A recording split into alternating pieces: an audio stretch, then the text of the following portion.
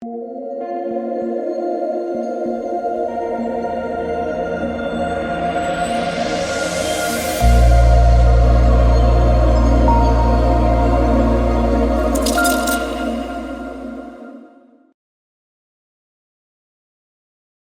Night Football, and we go from a great game with the Chiefs and the Chargers to a not so appealing game for the Bears and the Packers, but it should be an interesting showdown slate. I think it's pretty wide open. Pricing is interesting. There's definitely some misprices here, which we'll talk about. But before we get into the pricing and everything, again, guys, if you're a new viewer, welcome to my channel. My name is DK. I cover content for Draftkings and for Prize Picks. Prize Picks is the sponsor of the video. If you guys are a first-time user, you can use my code DKDFS for a 100% match up to $100. And it's a player prop site, a ton of different ways you can play. They have a lot, and I mean a lot of NFL props up. So take advantage of that if you are a new user. And yeah, if you guys are looking for that more in-depth content, you can check out my Patreon linked down below. But yeah, so before we talk about the player-by-player breakdown, let's recap Thursday. So Thursday, I feel like I got almost everything right. So let's recap everything, right? I preferred Herbert over Mahomes. That was a W. I was all over Jerick McKinnon for value. He did great. My favorite, I talked about in the video and on the Patreon live stream, I said my favorite GBP captain play is Josh Palmer. He smashed. And honestly, got a bit unlucky for the amount of targets he got. I think he had like 4 or 5 targets to start the game without a catch. And I was like, oh boy, is this really going to happen? But yeah, he still had a solid day. And then I was all over fading chalk Trey McKitty in tournaments and going to either Noah Gray or Justin Watson as a pivot because I thought they were all similar plays. And I knew that everyone would just chase McKitty, look at his stats, saw that he had 4 targets, and just chase that. And that's what happened, right? So McKitty was like almost 20% owned in the Millie Maker. Justin Watson was 1%. Noah Gray, I think, was 3%. So everyone chased McKitty. I said he's fish food. I said just play Noah Gray or Justin Watson for a fraction of the ownership. And Noah Gray had a couple catches. Justin Watson obviously had that big touchdown catch. So if you guys did go to either Noah Gray or Justin Watson, great tournament play, right? That's how you're going to be profitable in tournaments, right? You can identify spots like this where the field is overconfident one play where they really shouldn't be. Now, on paper, right, McKitty was not a bad play. He was really cheap. He still played a good chunk of snaps. My issue with the situation was, why was he getting all the ownership and Noah Gray and Justin Watson getting none, right? They were all pretty similar plays, and one guy just got all the ownership. So that was a play that I identified that worked out in a massive way. So I feel like I got almost everything right on the showdown, right? And I still didn't cash. And the reason is I did not have Big Mike Williams. And that basically buried me. And I talked about that in the Patreon live stream, how the guy that I was most scared about fading was Mike Williams, just because the massive ceiling he has. The red zone, he's a guy they're going to look to the red zone, and sure enough, it burned me. So let's go over my 2 GBP lineups.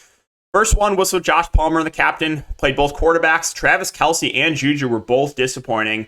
I did not expect that, definitely. That was surprising. And then Justin Watson was my punt play at 1% ownership.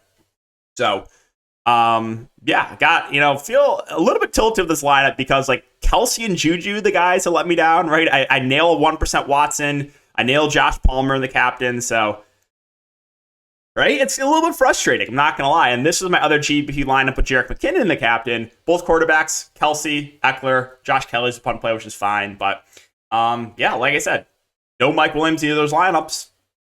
Cost me. So, GBPs are tough, right? You got to get basically everything right. But that's the recap. Hope you guys had a good night on that Thursday night showdown.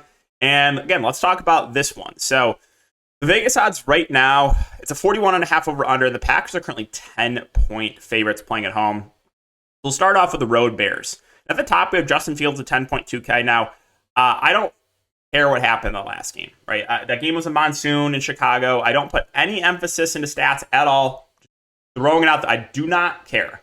Now, I know Fields is not the most accurate quarterback. I know that.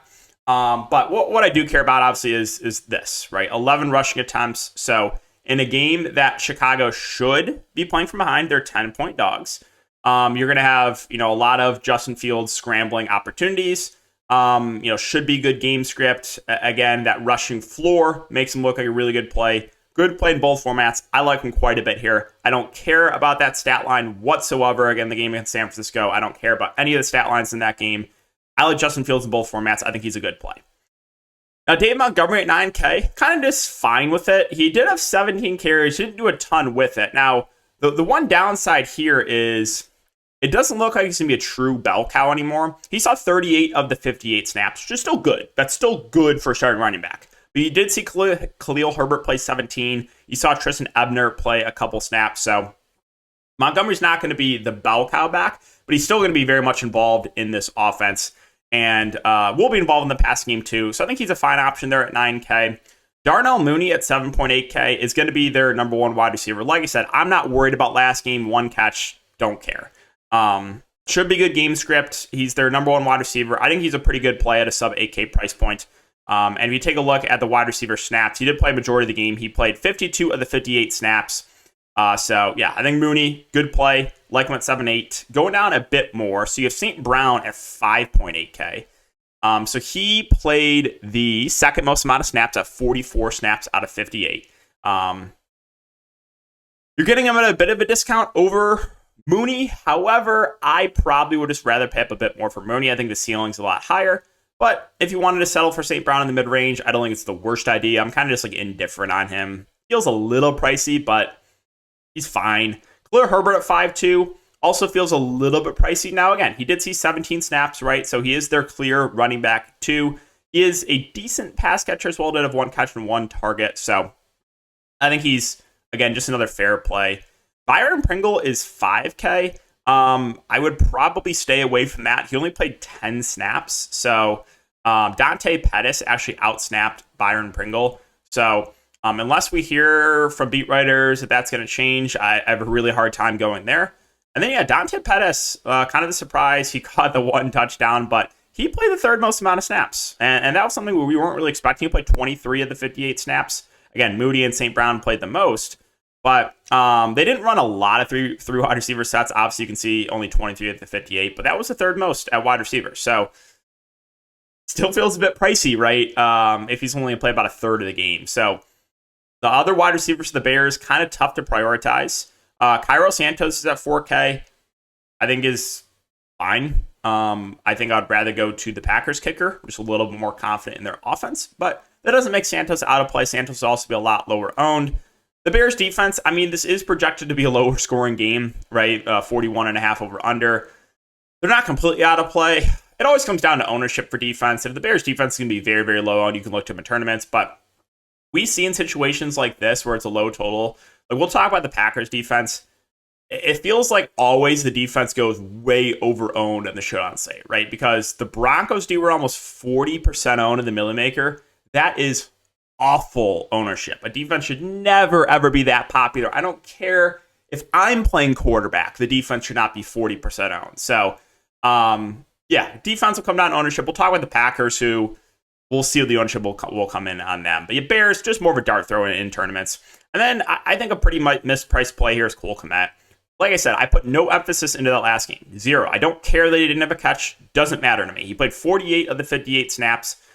He's a good pass-catching tight end. This should be good game script, right? They should be playing from behind, and he's only $2,000. So I think he looks like a very, very good option there. And then if you're looking for just punt plays, Ryan Griffin did play 31 snaps, and he is, where is he at? He's a flat min $200. Now, if we go off, again, what we've seen the last, little over a year in these showdown slates, just lock in all these backup tight ends to score. So he did have 2 targets. He's $200. Just wanted to mention him. Let's see. Was there anything else? Smith Marset played 3 snaps. You had, again, Ebner played 4 snaps. The fullback, Blossingame, played 11 snaps. There's really nothing else here that I'm looking to for the Bears. Let's move on to the Green Bay Packers. So pricing, a little bit weird here. I'll just say that, especially for running back. So I'm not sure I understand why Aaron Jones is that much more pricey than A.J. Dillon. Like, I know he's the better pass catcher of the two, but it was basically a 50-50 split. You saw 31 snaps for Dillon, 37 snaps for Aaron Jones. Like, I do agree Jones should be a little bit more pricey than Dillon, but he's almost $4,000 more expensive. So 12.2K, that doesn't mean Aaron Jones is out of play. Like, he can still have a good game. I just don't think this price difference should be that much, right? So I still like Jones. I still think he's viable. But, I mean, if you're going to make me pick between the two backs, I would just rather lean to A.J. Dillon, who also had 6 targets and 10 carries.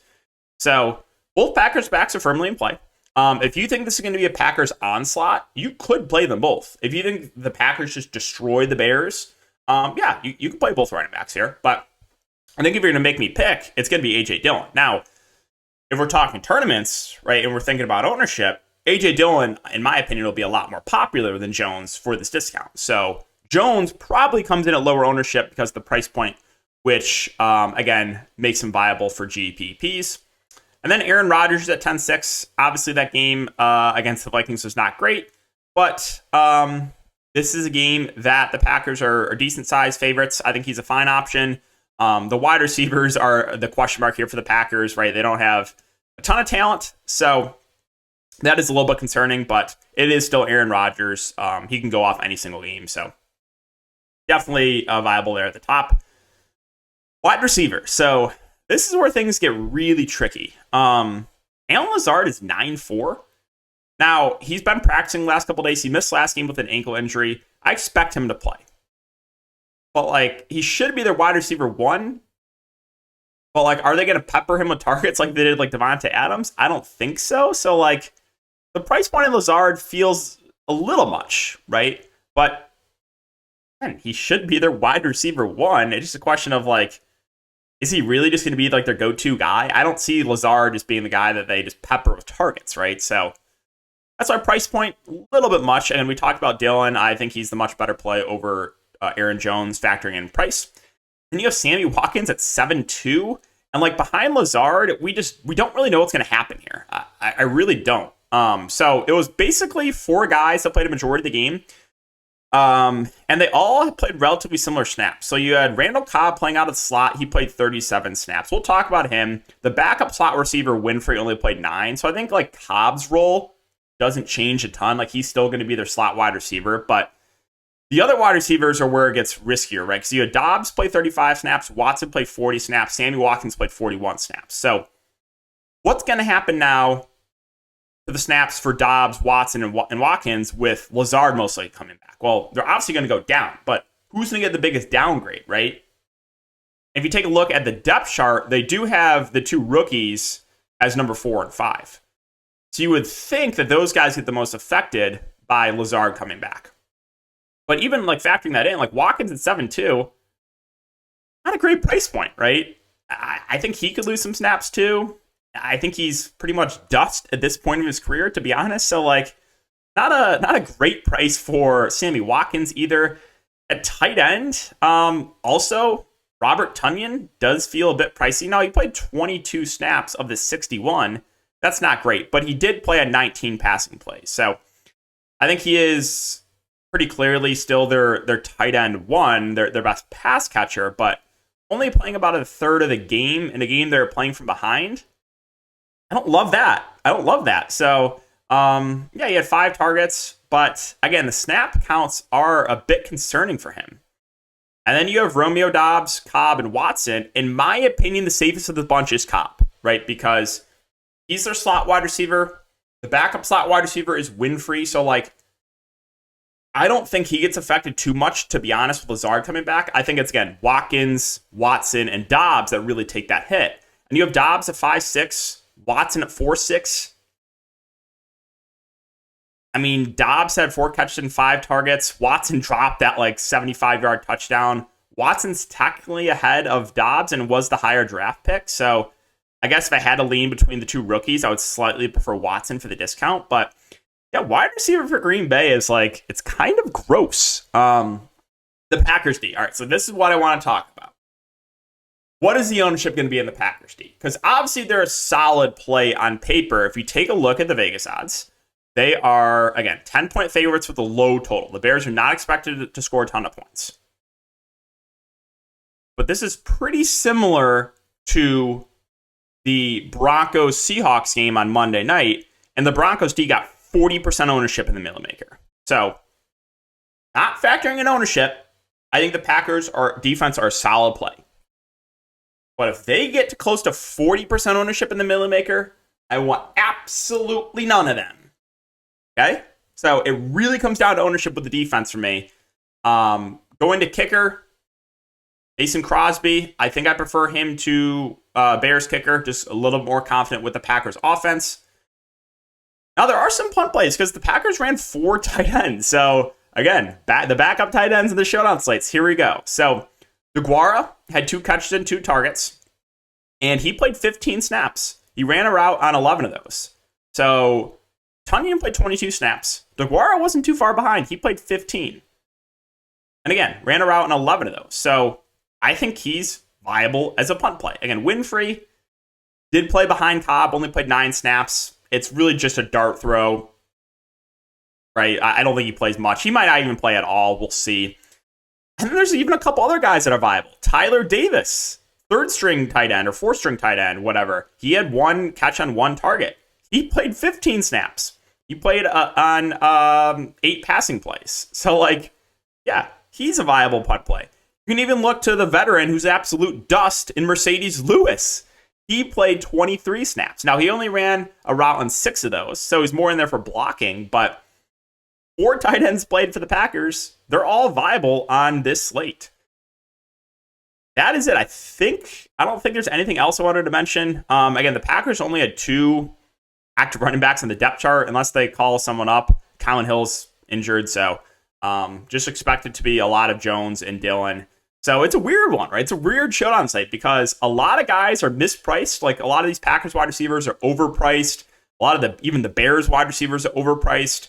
I think Kmet is definitely underpriced, but it's a tricky slate. It's going to be a fun one, I think, for Showdown and for game theory and all that. But yeah, guys, so that's going to wrap it up for the video. Again, if you have been enjoying the content, just make sure to like, subscribe, hit the notification bell, just so you know when future content comes out. Appreciate you guys as always. Hopefully, have some big winners Sunday night, and I'll see you all in the next one.